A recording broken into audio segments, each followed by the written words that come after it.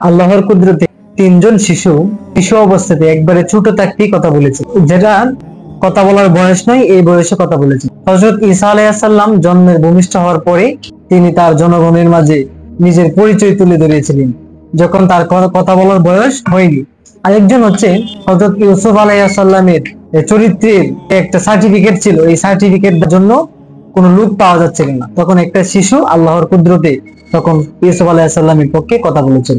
আরেকজন হচ্ছে হযরত জুরাইজ, যিনি বনী ইসরাইলের একজন বড় ওলি ছিলেন। তিনি তার মায়ের ডাকে সাড়া দিতে পারেননি, তখন তার মা তার জন্য অভিশাপ বলা যায়, অভিশাপ দিয়েছিল যে তোর বেবিচারের মুখ না দেখে তোর মৃত্যু হবে। তখন হঠাৎ একদিন একজন মহিলা এক গ্রামে একজন রাখালের সাথে আকাম করে হযরত জুরাইজ রাহমাতুল্লাহ আলাইহির নামে অপবাদ দেয়।